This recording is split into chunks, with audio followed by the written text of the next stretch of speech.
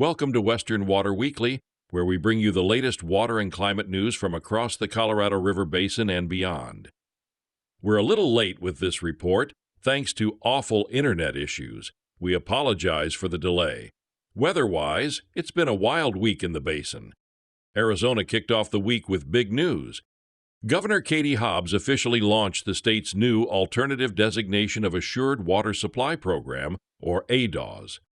It's the first major update to Arizona's groundwater protection framework in nearly 25 years, and it's designed to balance housing growth with long-term water security. The first designation went to EPCOR, a private water utility serving communities around Phoenix. It covers enough water for 60,000 new homes while still meeting the state's 100-year assured supply requirement. State Water Director Tom Bushatsky called the program a milestone that allows sustainable development while keeping groundwater protection front and center. Governor Hobbs told the press gathering that ADAS links water conservation with economic opportunity, proof, she said, that bipartisan cooperation can still solve real problems. EPCOR's Sean Bradford said the new designation gives utilities flexibility to support growth with a nearly net neutral impact on Arizona's groundwater. In short, more homes without losing sight of the limits beneath our feet. On Tuesday, attention shifted to Washington. The Environmental Protection Agency held an online listening session about its proposed water system restructuring assessment rule. The rule would give states new authority to assess struggling small water systems and, in some cases, require them to merge, upgrade, or restructure. But not everyone agrees that consolidation is the answer. Representatives from the National Groundwater Association urged EPA to focus on local solutions first. They said that existing funding tools, like low-interest loans from state revolving funds, can often fix compliance problems without costly takeovers. Former NGWA President David Trout explained that local groundwater solutions are often more cost-effective than long pipelines. EPA officials promised to review all public comments before finalizing the rule. Additional listening sessions are still to come. Wednesday brought a glimpse of the future. A research team led by Clemson University unveiled a powerful new AI system that predicts how rainfall becomes river flow across the United States. Unlike traditional models, this one doesn't treat rivers as black boxes. It thinks like a hydrologist, using physical laws as part of its learning process, an approach known as physics-guided deep learning. The system draws on 30 years of rainfall, temperature, and soil data from more than 500 watersheds. When tested, it outperformed the standard hydrologic models that water managers have relied on for decades. Lead author Dr. Vidya Samadhi said the goal is transparency, understanding why a model predicts what it does. The result: better forecasts, smarter drought planning, and more trust in AI-based decisions about water. As co-author Professor Catherine Wilson put it, this technology could become a core tool for climate resilience in water management nationwide. Also on Wednesday, Governor Gavin Newsom vetoed Senate Bill 682, legislation that would have banned PFAS chemicals in cookware, packaging, and cleaning products. He agreed with the bill's goal, but said it went too far, too fast. In his veto letter, he warned the measure would cause a sizable and rapid shift in affordable cooking products available to Californians. The bill would have phased out PFAS starting in 2028 for household goods and 2030 for cookware. Environmental advocates are disappointed, but the governor urged continued collaboration to phase out forever chemicals in a way that's both practical and affordable. By Thursday, the attention turned to the courtroom, specifically the U.S. Supreme Court, where Nebraska has filed a complaint against Colorado over the South Platte River Compact.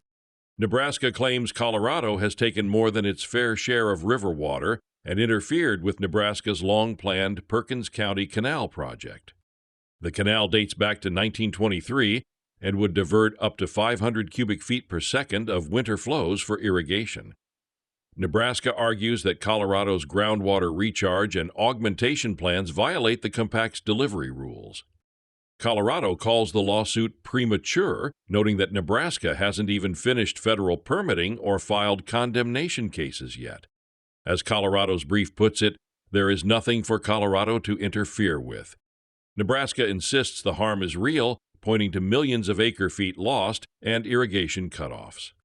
The court must now decide whether the dispute is ripe for review, a decision that could reshape how century-old water rights work in the modern West. Friday brought good news for wildlife. The Western Governors Association reported remarkable progress in restoring native fish species throughout the region. On the Klamath River, just a year after 4 major dams came down, salmon have returned to their historic spawning grounds, and algae blooms are subsiding. In Washington state, the Skagit River saw a record return of more than 91,000 sockeye salmon, a stunning rebound from near extinction in the 1980s. Yellowstone National Park reports that native cutthroat trout are rebounding as invasive lake trout are removed, restoring a vital food source for bears, otters, and eagles.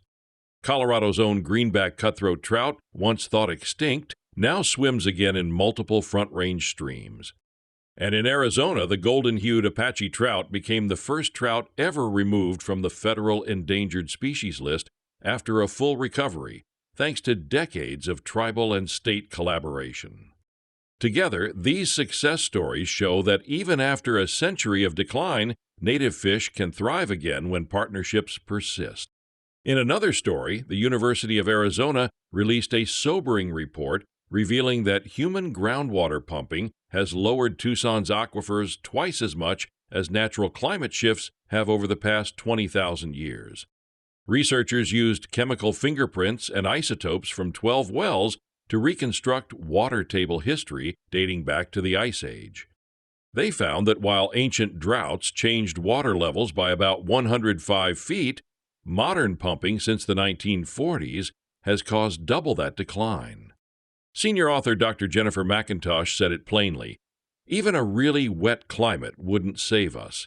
We could not recover the amount of groundwater that's been removed. Still, there's hope in modern recharge efforts, like Tucson's One Water 2100 plan, which uses treated wastewater to refill the Santa Cruz River and restore the aquifer below. It's a striking example of how science can help us understand the past and guide more sustainable choices for the future." Finally this week, what a wild ride for weather across the West. The latest U.S. drought monitor shows widespread improvement in the Colorado River Basin after an onslaught of tropical moisture from Hurricanes Priscilla and Raymond. From Arizona to Utah, it was both drought relief and disaster. In Arizona's Gila County, the twin towns of Globe and Miami flooded twice in 3 weeks, first in late September, then again when Priscilla's remnants arrived. Phoenix logged one of its wettest Octobers ever, while the Salt and Verde rivers saw preemptive reservoir releases to manage storm inflows. Utah broke its all-time record for wettest October with back-to-back floods that left dozens of homes underwater. Even so, the Great Salt Lake Basin remains drier than normal. Colorado saw historic floods around Durango and Pagosa Springs, but smaller reservoirs like Vallecito helped capture some of that runoff, a reminder of the value of local storage. New Mexico faced flash floods near Farmington, Nevada, had swift water rescues near the Las Vegas Strip, and California caught a rare October soaking that drenched burn scars but barely nudged drought conditions. The storms improved drought designations across Arizona, Colorado, and Utah, but big reservoirs like Powell and Meade barely moved. As hydrologists remind us, it takes months of steady runoff, not just a week of tropical rain, to make a dent. Still, this October's rain may set the stage for stronger snowpack and better recharge ahead. And that wraps up this week's Western Water Weekly. For details about these stories, or for fresh news delivered every day except Sunday, visit western-water.com. Thanks for watching, and we'll see you next week.